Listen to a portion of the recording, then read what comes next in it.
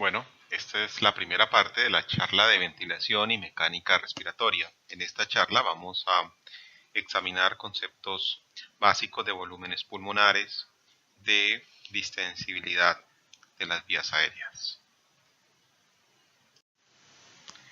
¿Qué es la ventilación pulmonar? La ventilación pulmonar es el intercambio de aire entre la atmósfera y el alvéolo. Es uno de los procesos fisiológicos fundamentales del aparato respiratorio, junto con la difusión, junto con el transporte de gases. Aquí vemos una representación simbólica de lo que es la ventilación y distintas características del mismo. En este lado vemos los volúmenes y en este lado vamos a ver una serie de flujos. Comencemos a detallarlos. Este es el volumen corriente, que es el volumen normal de aire que entra y sale en cada movimiento inspiratorio o expiratorio en un adulto. Bien, si nosotros movemos alrededor de 500 mililitros de aire y asumiendo una frecuencia respiratoria promedio de 15 respiraciones por minuto, la ventilación total, o sea, la cantidad total de aire que se intercambia entre la atmósfera y el alvéolo, sería de 7500 mililitros minuto. Pero resulta de que de cada 500 mililitros, 150 se van a quedar en las vías aéreas de conducción. Bien, con lo cual solamente 350 mililitros van a llegar al espacio alveolar.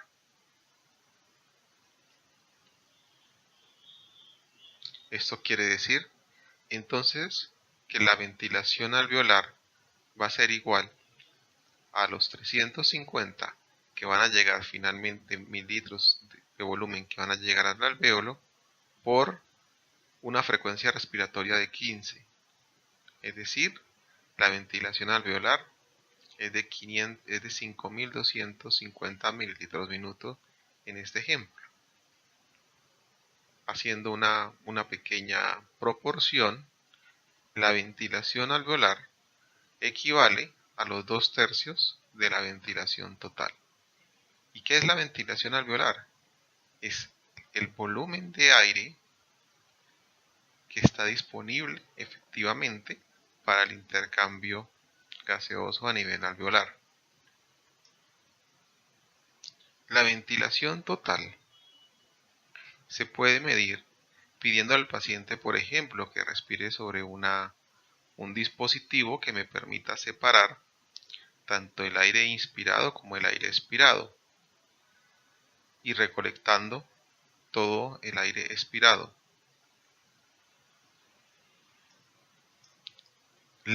Estimar en el paciente la ventilación alveolar es mucho más complejo. Un método para poder estimar entonces la ventilación alveolar en un paciente es medir la ventilación del espacio muerto y restarlo a la ventilación total. Bien. El otro método sería utilizar la ecuación de la ventilación alveolar, que es la que vemos acá. En esta ecuación se asume que todo el CO2 que proviene de una muestra de aire expirado va a provenir del espacio alveolar. No proviene no existe forma de que ese CO2 provenga del espacio muerto. Entonces, en ese sentido, esa cantidad de CO2 que nosotros podemos recolectar en un paciente va a ser igual a la ventilación alveolar por la fracción o por el porcentaje de esa masa de aire que tiene CO2, o llamado también fracción de CO2. Y dado que la fracción de CO2 o el porcentaje de aire que contiene CO2 es proporcional a la presión arterial de CO2 por un factor de transferencia, podemos asumir entonces que la ventilación alveolar va a ser igual a ese factor de transferencia, esa constante, por la cantidad de CO2 expirado sobre la presión arterial de CO2. Bien, esta parte de la ecuación es la que está reemplazando a lo que hablamos anteriormente de la fracción de CO2. O sea, originalmente es fracción de CO2 por por ventilación de CO2, y la fracción de CO2 se reemplaza por este término. Bien, esta ecuación se conoce como la ecuación de la ventilación alveolar. Esta ecuación, más allá del cálculo, tiene un aspecto conceptual importante. Como vemos, la ventilación alveolar tiene una relación inversa con la presión arterial de CO2. Es decir, hablamos de hipoventilación, ¿sí? En la hipoventilación se está reduciendo por alguna patología la ventilación alveolar. Y el grado de reducción de la ventilación alveolar va a ser inversamente proporcional a la presión arterial de CO2. Por ejemplo, un paciente que tiene una enfermedad neuromuscular, un paciente que tiene una obstrucción de la vía aérea, o un paciente que está sedado, son 3 ejemplos en los cuales existe una reducción en la ventilación alveolar. Y si nos queremos preguntar qué tanto está reducida esa ventilación alveolar, tomando una muestra de gases sanguíneos, podemos establecer el grado de reducción en la ventilación alveolar. Bien, es decir, para poder establecer la magnitud de la hipoventilación, el tomar y el conocer la presión arterial de CO2 va a ser un indicador de la magnitud de reducción de la ventilación alveolar. Bien. Otro aspecto interesante en esta gráfica es el espacio muerto anatómico. Habíamos dicho de que de cada 500 mililitros de volumen corriente o volumen tidal, 150 se van a quedar en las vías aéreas de conducción. Bien, es posible también estimar el volumen del espacio muerto. Bien, pero antes tenemos que decir de que existen 2 tipos de espacio muerto: el espacio muerto anatómico y el espacio muerto fisiológico. El espacio muerto anatómico es este que vemos acá, ¿sí? Que es el volumen de aire que se queda en las vías aéreas de conducción. El espacio muerto fisiológico va a ser la proporción de el gas alveolar en el cual no va a existir un intercambio de CO2 por alguna patología. Por ejemplo, en general, tanto el espacio muerto anatómico como el espacio muerto fisiológico, el cual vamos a detallar un poco más adelante, son iguales. Pero en pacientes con neumopatía por desequilibrio en la ventilación-perfusión, es decir, pacientes donde hay unidades alveolares que ventilan, mas no hay perfusión sanguínea, va a existir un desequilibrio en el espacio muerto anatómico frente al espacio muerto fisiológico. En esas unidades que ventilan, donde existe una alteración en la ventilación-perfusión, se va a aumentar el espacio muerto fisiológico.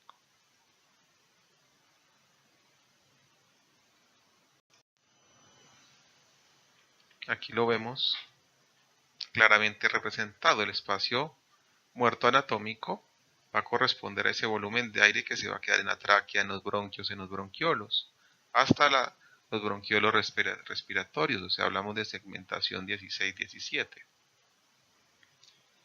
Esto es el espacio muerto anatómico.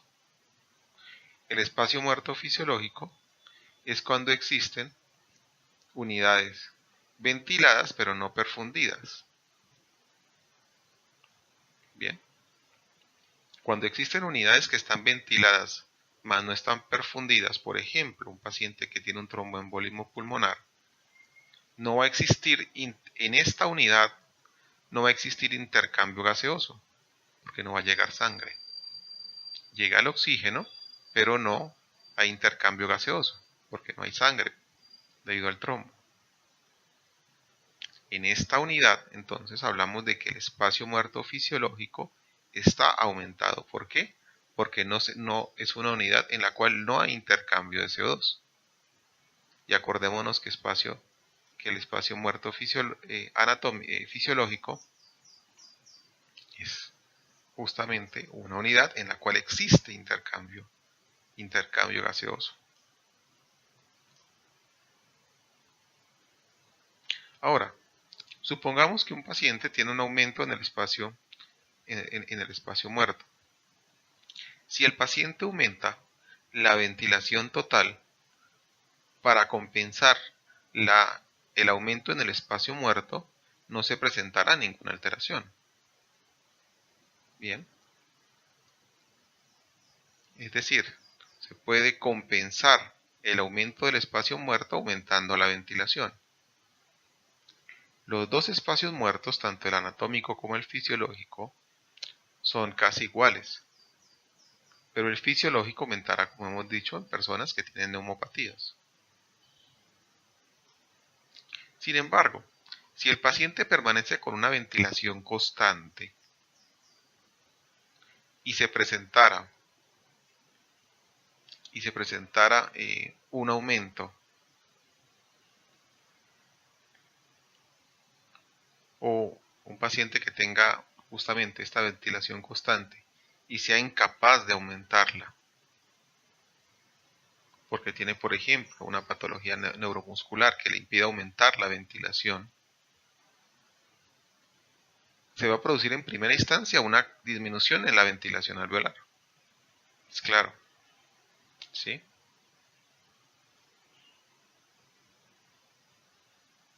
Y también se presentará un aumento en la presión arterial de CO2. Bien. Repito.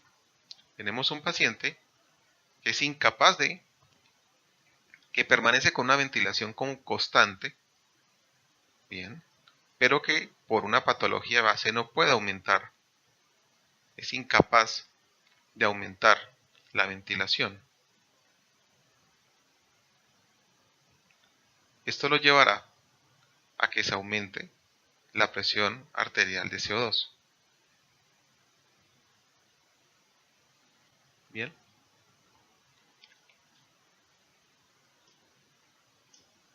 El valor normal del espacio anatómico es más o menos de 150 mililitros, como vimos en la diapositiva anterior.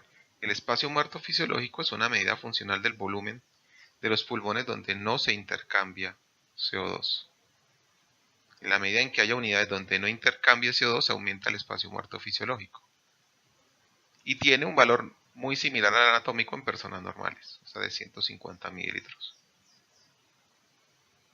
Born describió un método para calcular el espacio muerto fisiológico, con base en la premisa de que todo el CO2 que se expira proviene del gas alveolar. y ninguno del espacio muerto anatómico en el que no se realiza intercambio. Y esta es la ecuación de Bohr para estimar el espacio muerto fisiológico. El espacio muerto entonces fisiológico va a depender del volumen corriente y va a ser directamente proporcional a la diferencia entre la presión arterial de CO2 y la presión de CO2 en el gas expirado. Bien, inversamente a la presión arterial de CO2. Así como veíamos en la ecuación de la ventilación alveolar, el volumen del espacio muerto tiene una relación inversa con la presión arterial de CO2. Pues podemos decir de que en un paciente que tiene hipoventilación vamos a encontrar un aumento en la presión arterial de CO2 y vamos a encontrar un aumento en el espacio muerto fisiológico. Bien. Y entre más diferencia exista entre la cantidad de CO2 que está en las arterias, bien, y la que el paciente expire, ese volumen de espacio muerto será mucho mayor, como es lógico. Bien.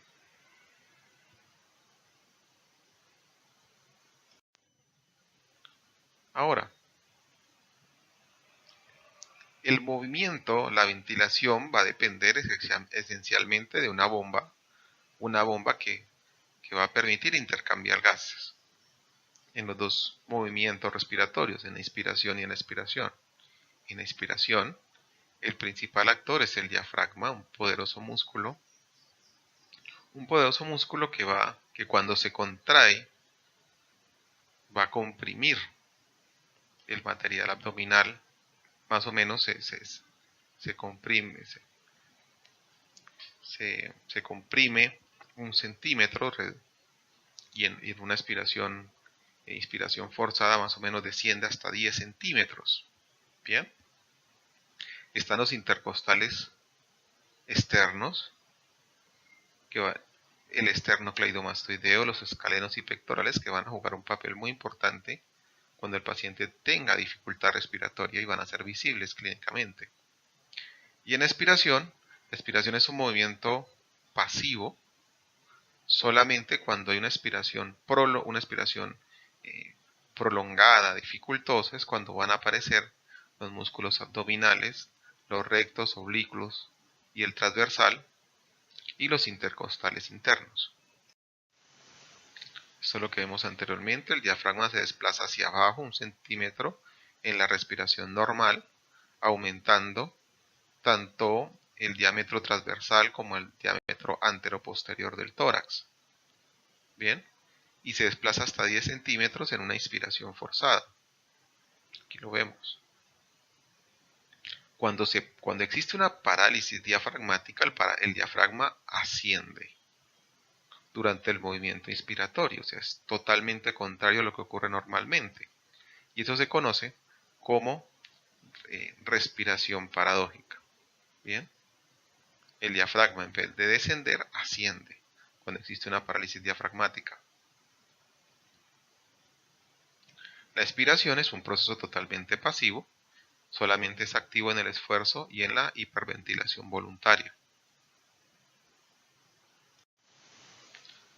Vemos acá la configuración de los músculos intercostales externos que van a participar en la inspiración y los internos que van a participar en la inspiración. La contracción de los músculos abdominales externos van a empujar, como el asa de un balde, van a empujar las costillas hacia arriba y hacia adelante. Entonces los músculos intercostales externos van a empujar las costillas hacia arriba y hacia adelante para aumentar el diámetro AP.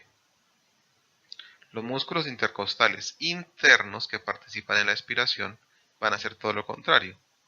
Van a empujar las costillas hacia abajo y hacia adentro, o sea, reduciendo entonces el diámetro AP. ¿Listo? Entonces los externos van a movilizar las costillas hacia adelante y hacia arriba, los internos hacia abajo y hacia adentro. Bien. Hablemos de los volúmenes pulmonares. Los volúmenes pulmonares,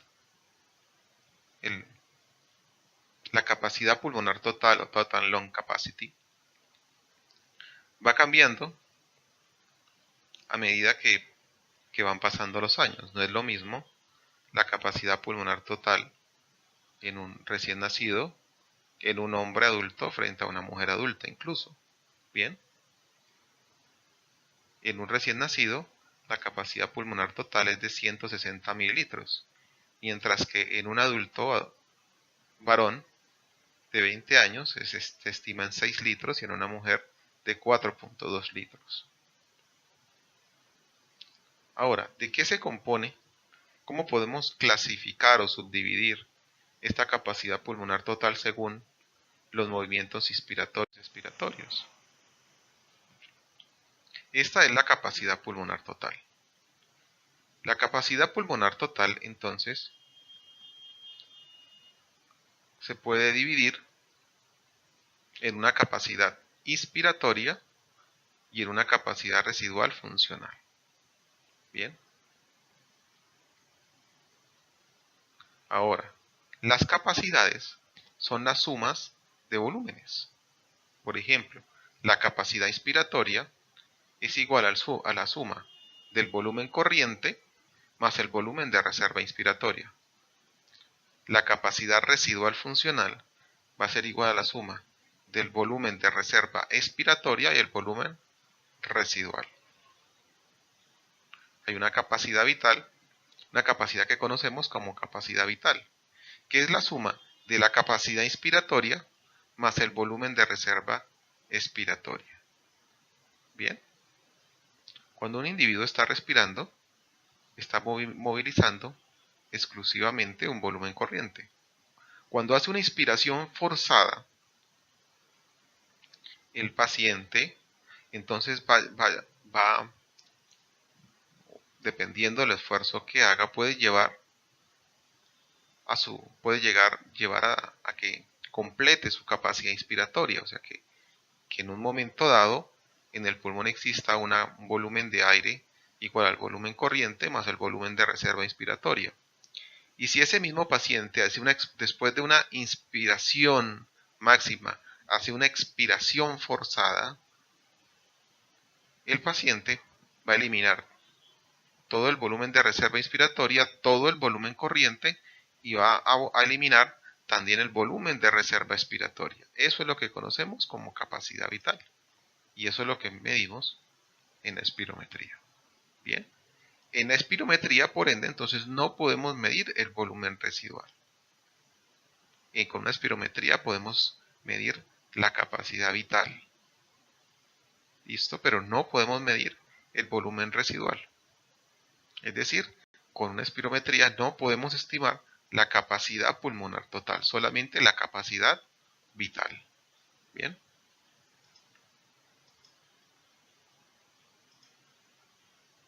Ahora, la capacidad residual funcional equivale más o menos al 50% de la capacidad pulmonar total. Bien. El volumen residual equivale más o menos al 35% de la capacidad pulmonar total. Bien. En un individuo sano, pero este volumen residual puede aumentarse o disminuirse en presencia de patologías. Bien.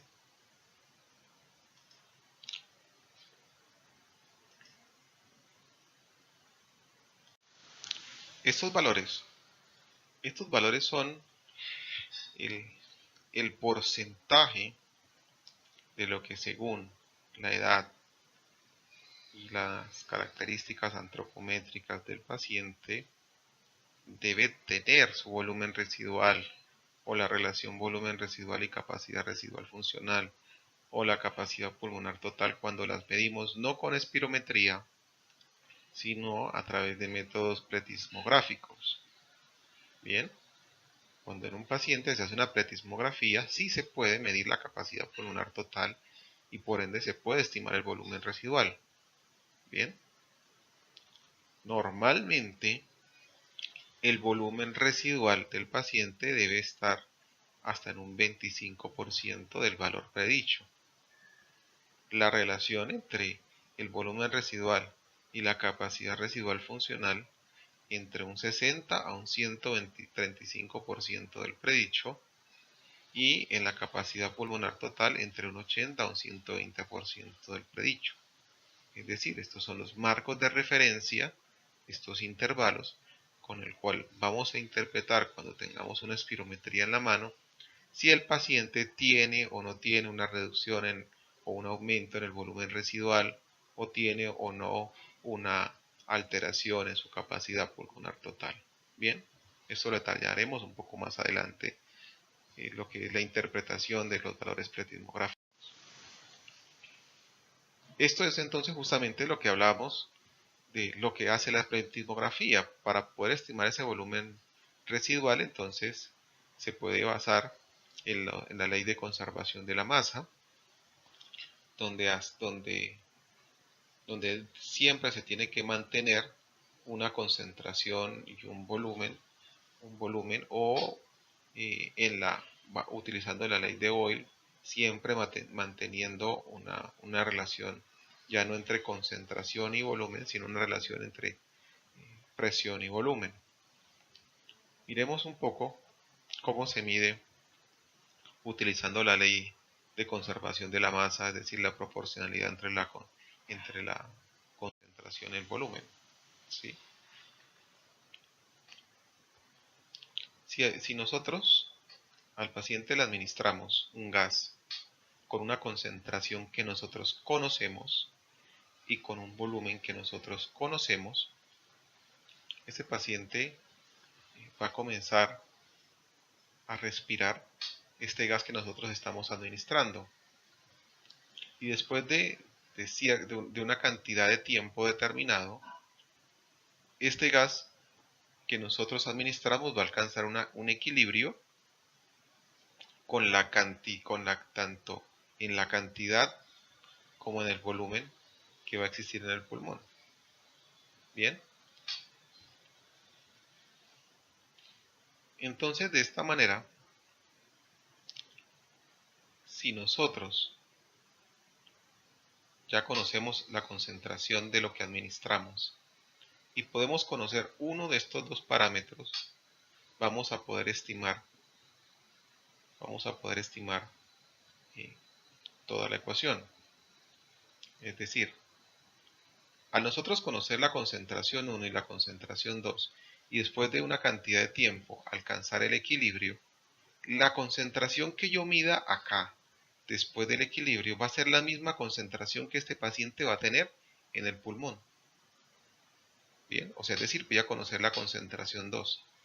Y conociendo la concentración 2, y al conocer la concentración 1 y el volumen 1, ya voy a poder estimar el volumen 2, que es lo que yo finalmente quiero estimar. ¿Sí? El volumen pulmonar total, ¿sí? O la capacidad pulmonar total, el total lung capacity. Bien.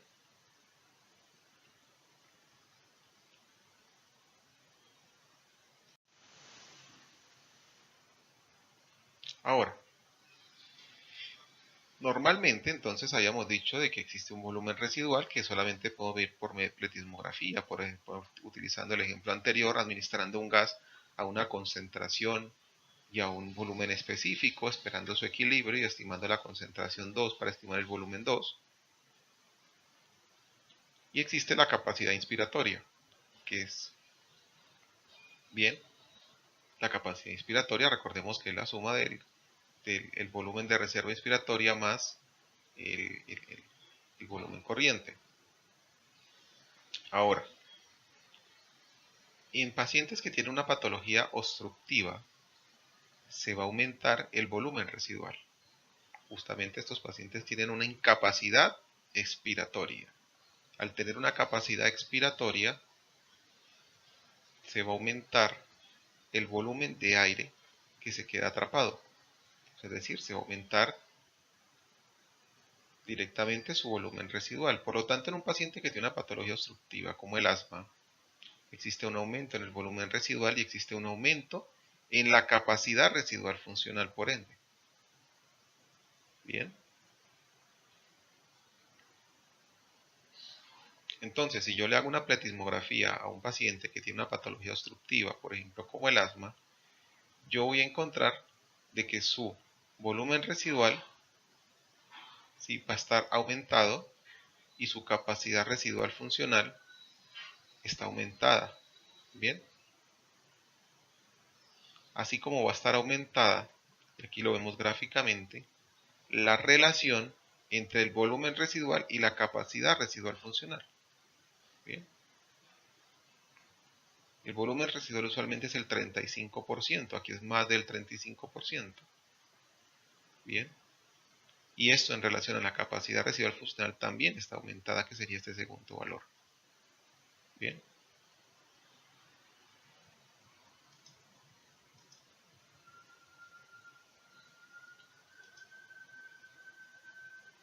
Ahora, luego que un paciente, cuando un paciente agota o está en su capacidad residual funcional en el ciclo respiratorio, ese momento justo antes de la inspiración es el momento en el cual el paciente tiene en su aparato respiratorio un volumen igual a la capacidad residual funcional. Es decir, en ese momento, en ese justo momento antes de una inspiración, no existe un intercambio de aire, dado que la presión atmosférica es igual a la presión alveolar. Bien, obviamente este punto en un paciente con una patología obstructiva se va a desplazar y se va a desplazar por la presencia de atrapamiento aéreo.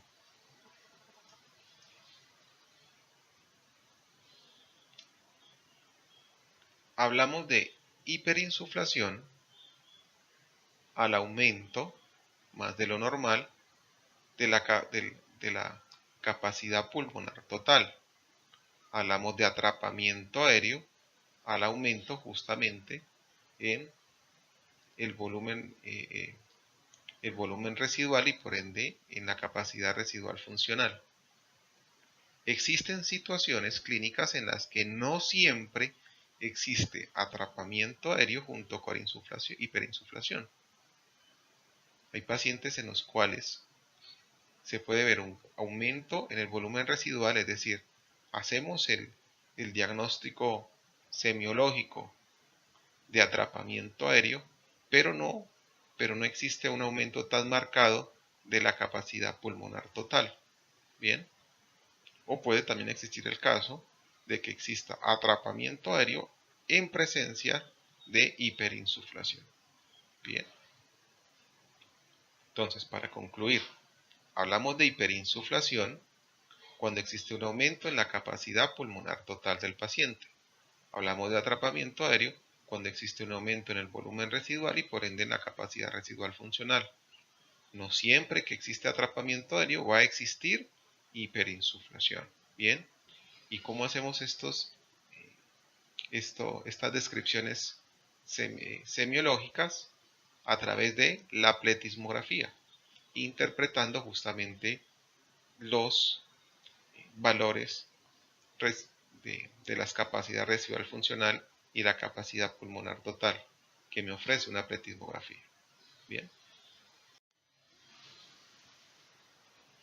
Aquí vemos un paciente normal que tiene un volumen residual que es el 35% más o menos de la capacidad pulmonar total y su volumen y su capacidad residual funcional es un 50% de la capacidad pulmonar total. Este es un paciente, entonces, esta segunda gráfica es un paciente con una fibrosis pulmonar. ¿Qué ocurre en un paciente con una fibrosis pulmonar? Un paciente que tiene una disminución en la distensibilidad pulmonar. Es un paciente en el cual, en términos generales, vamos a observar una disminución de la capacidad pulmonar total. Al ser un pulmón mucho más rígido, tiene menor capacidad para almacenar el volumen pulmonar. Bien, entonces existe una reducción principalmente de la capacidad pulmonar total. Vemos que el cambio en el volumen residual no es muy significativo, ¿sí? Sí se disminuye un poco, proporcionalmente se disminuye un poco más la capacidad residual funcional que el volumen de reserva. Bien. Y este es un paciente con una enfermedad neuromuscular, es muy distinto. Bien. En un paciente con una enfermedad neuromuscular sí va a existir una disminución marcada del volumen residual. Bien. Sí va a existir un aumento marcado en el volumen residual. Es un paciente que tiene incapacidad para almacenar un volumen, ¿sí? Y obviamente el principal volumen que se ve afectado es el volumen residual.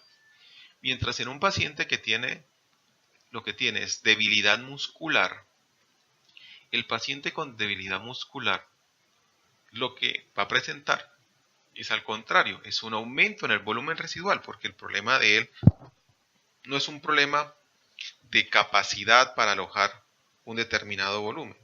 El problema de este paciente es un problema, es una dificultad para eliminar, para sacar justamente el volumen residual. Entonces su volumen residual, debido a la debilidad muscular, está aumentado. Bien. Entonces, estas son patologías de tipo restrictivo. Bien. En la patología de tipo restrictivo se disminuye la capacidad pulmonar total. Bien. Pero pueden existir un patrón restrictivo con un volumen residual normal, con un volumen residual disminuido y con un volumen residual aumentado.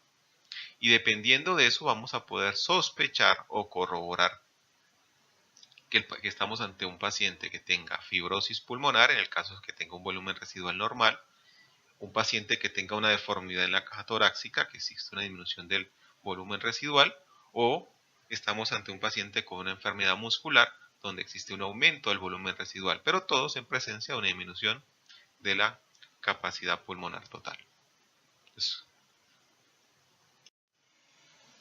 Entonces, sintetizando, en un paciente con una patología obstructiva, por ejemplo, como el asma, existe un aumento en la capacidad pulmonar total. Esto es lo que nosotros conocemos como hiperinsuflación. Y existe principalmente atrapamiento aéreo, que es el aumento en la capacidad residual funcional a expensas de aumento en el volumen residual. En la patología restrictiva, vamos a ver es una disminución en la capacidad pulmonar total.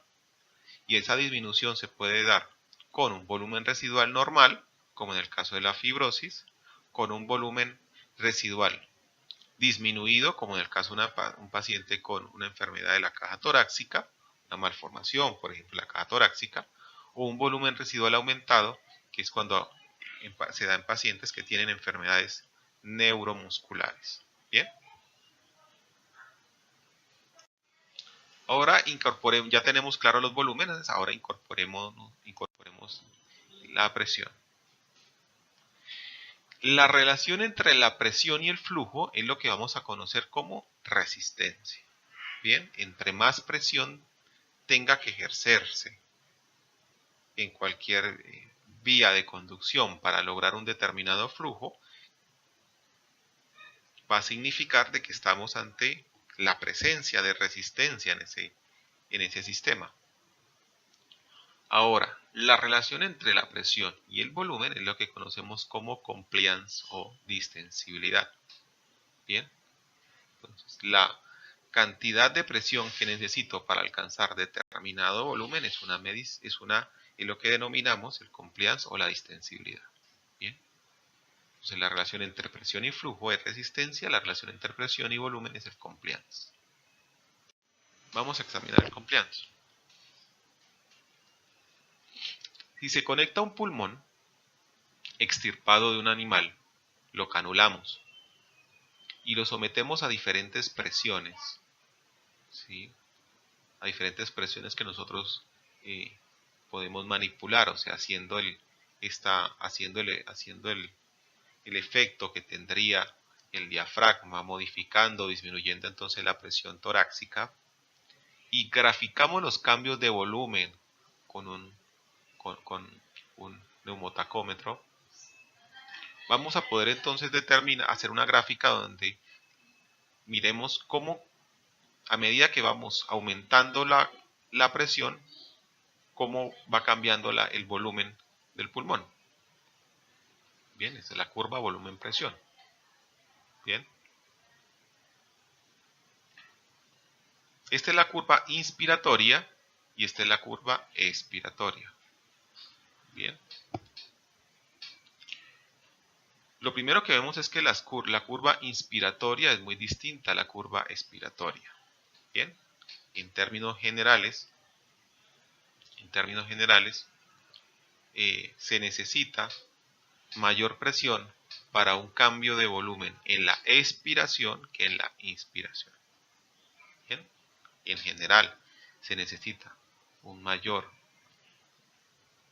cambio en la presión para generar cambios en el volumen cuando se expira que cuando se inspira. Bien. Esta curva es lo que llamamos un patrón en histéresis. Pero ¿qué ocurre en esta gráfica? Además de que vemos de que para la expiración se necesita una mayor presión para lograr cambios de volumen que en la inspiración, vemos de que después de cierto volumen, de cierto valor de presión también alcanzamos como una meseta. Bien. Por más aumento en la presión que se realice en el sistema, no vamos a obtener un mayor cambio en el volumen. Bien.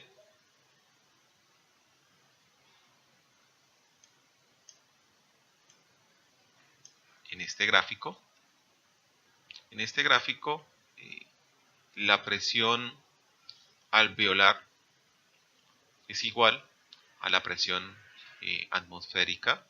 ¿Sí? La presión que está aquí dentro del pulmón va a ser un fiel reflejo de la presión atmosférica, que es la que estamos justamente manipulando.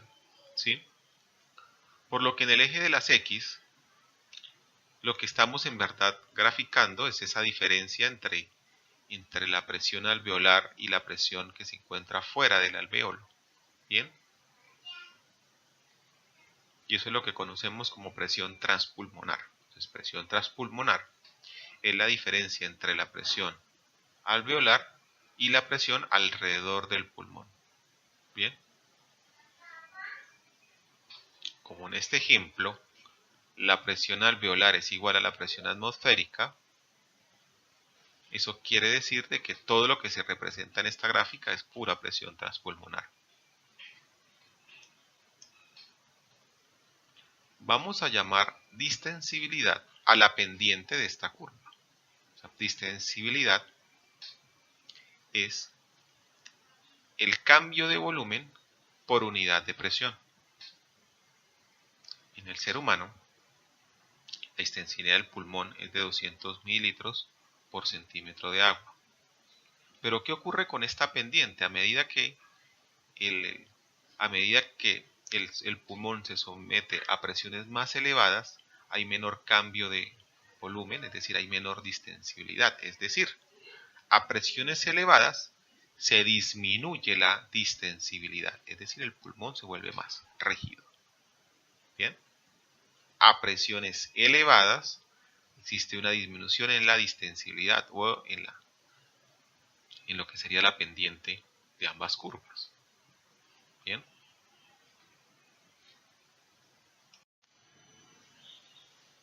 Nuevamente, cambios vemos acá que lo que graficamos finalmente es la presión transpulmonar sobre el volumen pulmonar. La distensibilidad del pulmón va a depender entonces, depende del tamaño del pulmón. Entre más grande sea el pulmón, se va a alcanzar entonces también un mayor volumen por cambio de unidad de presión. Bien, este es el comportamiento normal que veíamos. Se alcanza una meseta después de cierto grado de presión. En pacientes que tienen como acabamos de mencionar, la distensibilidad va a depender del tamaño del pulmón. En un paciente que tiene una capacidad pulmonar total, por ejemplo, un paciente con una patología restrictiva, como las que vimos anteriormente, una fibrosis pulmonar, un paciente con una enfermedad neuromuscular o una enfermedad de la caja torácica, son pacientes donde existe una disminución en el volumen pulmonar, el tamaño del pulmón, y por lo tanto se va a reducir su distensibilidad. Entonces, esta es la curva de un paciente con una patología restrictiva, una reducción en la distensibilidad. Y un paciente que tiene un aumento en la total lung capacity, capacidad pulmonar total, por ejemplo, un paciente con una patología obstructiva, vamos a observar un incremento entonces en la distensibilidad. Bien.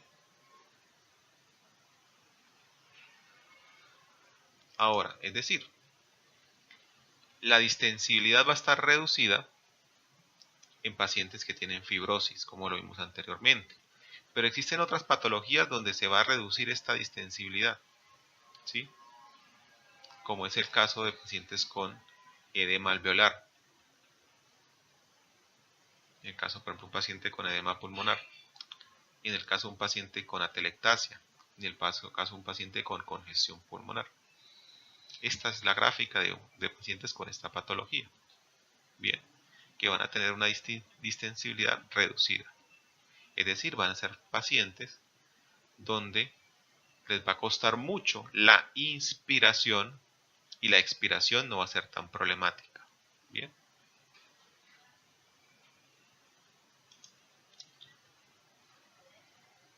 Ahora, la distensibilidad aumentada es la que vemos en pacientes con patología obstructiva o pacientes, por ejemplo, con enfisema pulmonar.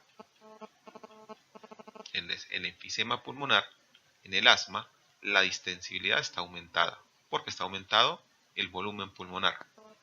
Son pacientes que van a tener un patrón de presiones totalmente distinto. Son pacientes en los cuales la inspiración no van a tener ningún problema, el problema es de expiración.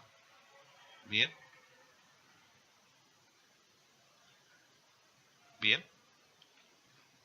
Entonces, ¿por qué no va a tener problema inspiratorio? Porque tiene aumentada la distensibilidad del pulmón.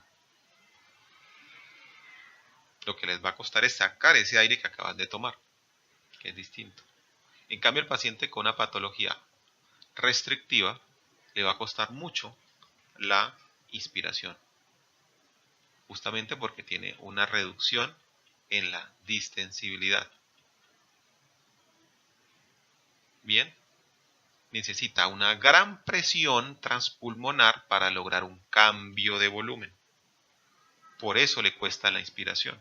En cambio, el obstructivo, con un pequeño cambio en la presión transpulmonar, va a lograr mayores cambios de volumen. Por eso la inspiración es mucho más fácil. ¿Claro? Otro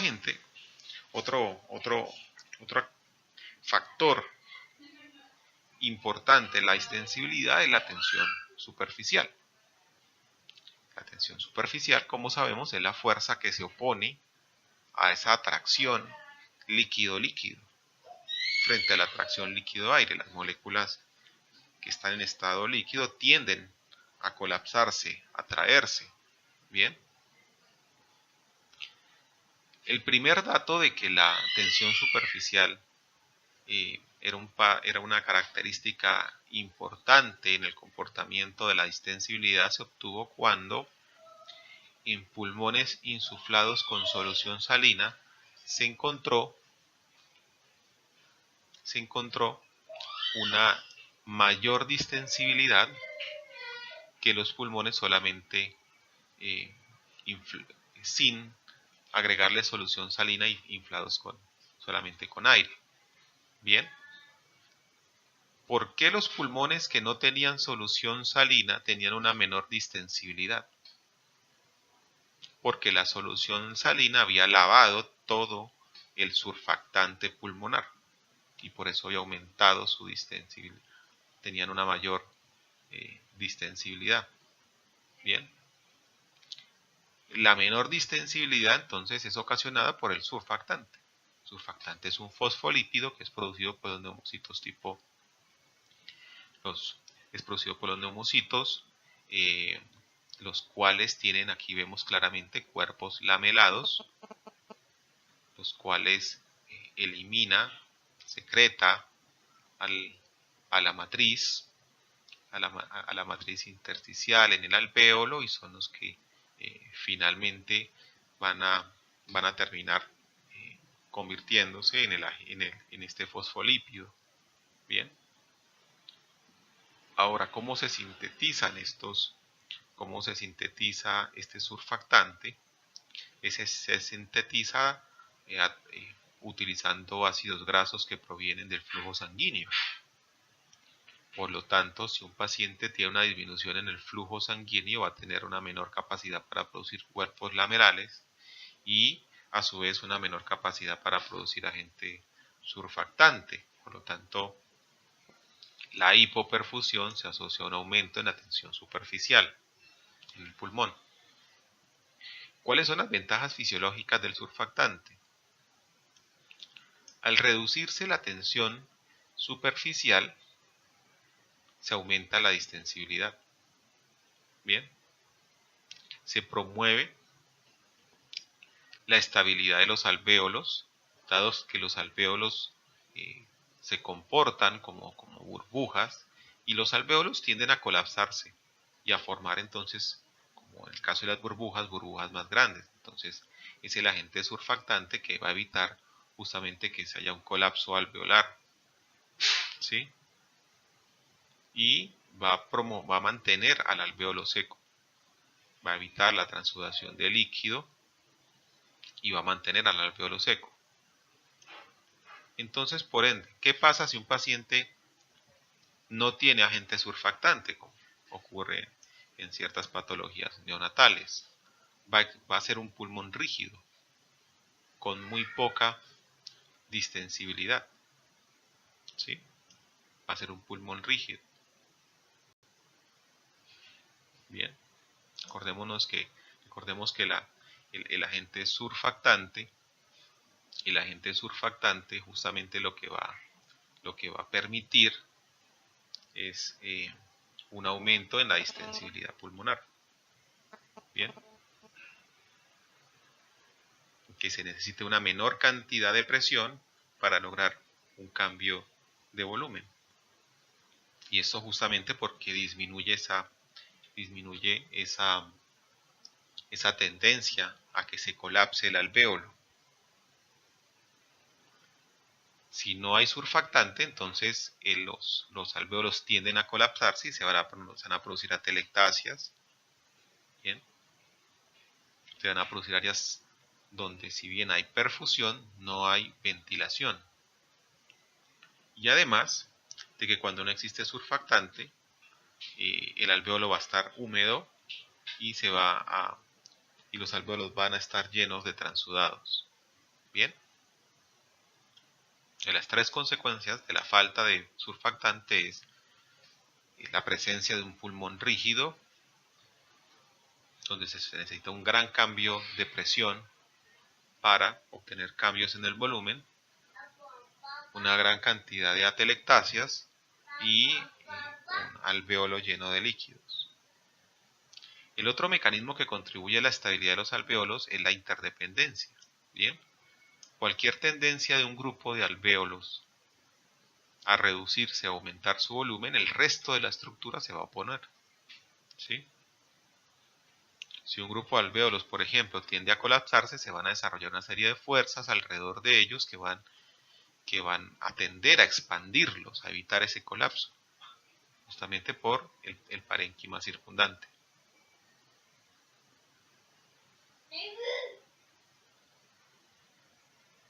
Ahora veamos las curvas de distensibilidad. Bien. Bueno, ahora correlacionemos entonces lo que son las curvas de distensibilidad con lo que serían un espirograma o una gráfica de los volúmenes pulmonares y lo que vemos en una espirometría. Recordemos de que la capacidad pulmonar total en un adulto hombre es de 6 litros, el volumen residual es alrededor de 2 litros o casi el 35%. Bien. En la espirometría, cuando se hace una expiración forzada durante el primer segundo, en condiciones normales, se debe expirar el 80% de la capacidad vital forzada. Bien, eso es lo que conocemos como el BEF1.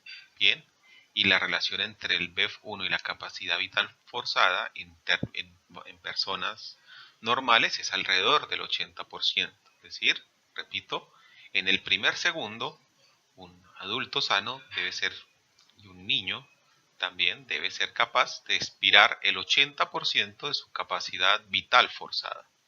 Bien, la capacidad vital forzada, como vemos, es alrededor de 5 litros en términos promedio, mientras que en un adulto, mientras que el volumen expirado de manera forzada en el primer segundo es alrededor de 4 litros. Veamos lo que ocurre en una patología obstructiva. En el paciente con una patología obstructiva, habíamos visto anteriormente que se aumenta entonces la distensibilidad, ¿sí?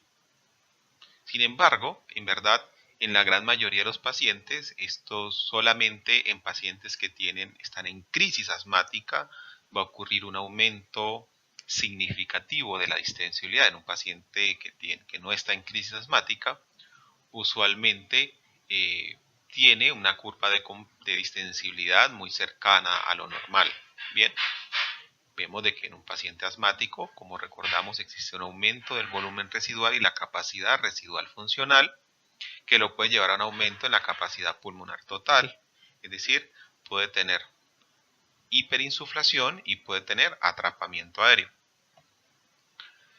Cuando ese paciente realiza una expiración forzada, acordémonos de que el paciente asmático, el paciente que tiene una patología obstructiva, tiene un aumento en la distensibilidad, por lo tanto, inspirar no le cuesta, lo que le cuesta es expirar.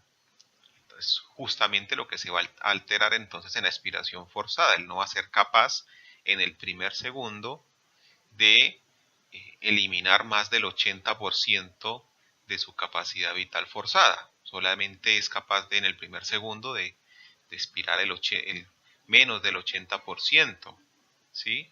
De acuerdo al grado de severidad, entre un 60-80%, entre un 40 y un 60 o menos de un 40% de aire que es capaz de expirar en el primer segundo. Por lo tanto, es un paciente que va a tener reducido tanto el BEF1, en el primer segundo no es capaz de botar todo el aire que quería botar, y en relación a la capacidad vital forzada también está reducido. Bien, vemos una reducción en el BEF1 y en la relación entre BEF1 y capacidad vital forzada.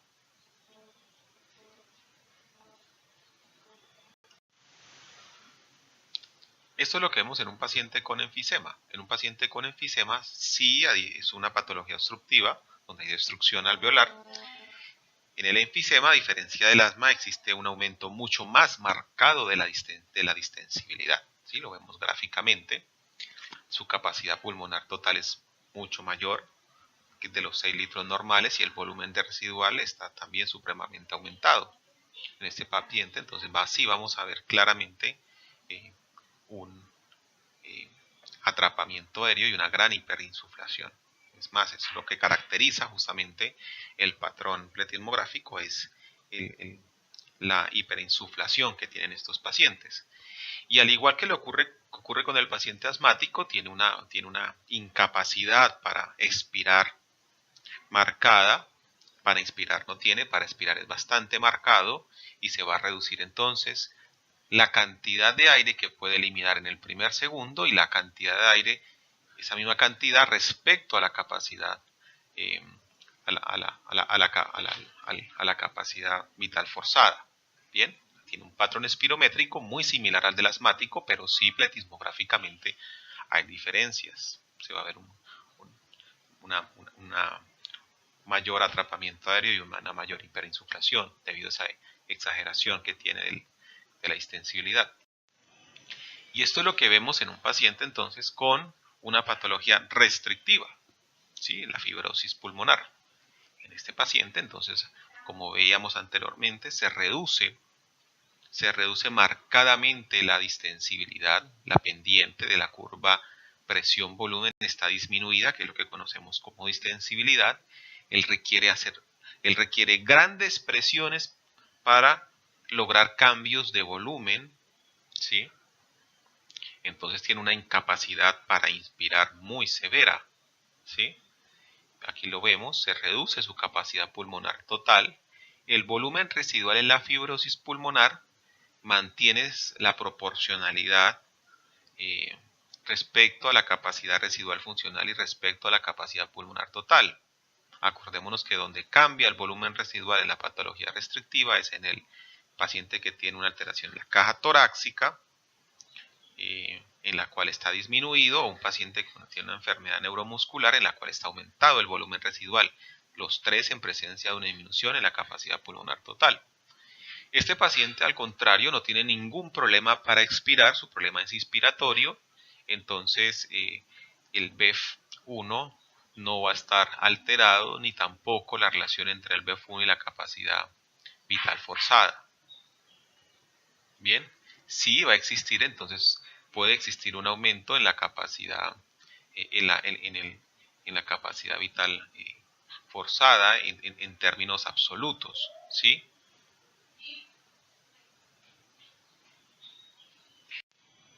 Aquí vemos entonces las cuatro gráficas: un paciente normal, un paciente asmático, un paciente con enfisema y un paciente con fibrosis. ¿Ven? Concluyamos. Entonces la extensibilidad es la relación entre volumen y presión, la resistencia es la relación entonces entre presión y flujo. Esa relación no es lineal, acordémonos que existe una meseta tanto en la inspiración como expiración, de que la distensibilidad es diferencial en la inspiración que en la expiración. Se necesita una mayor presión para realizar cambios expiratorios, como veíamos en el fenómeno de histéresis. En el asma, excepto que esté complicada en un estatus asmático, la extensibilidad normal en el enfisema va a estar aumentada y en la fibrosis disminuida. Donde se puede profundizar en el libro de John West, existe una exquisita y detallada descripción de todo lo que acabamos de mencionar.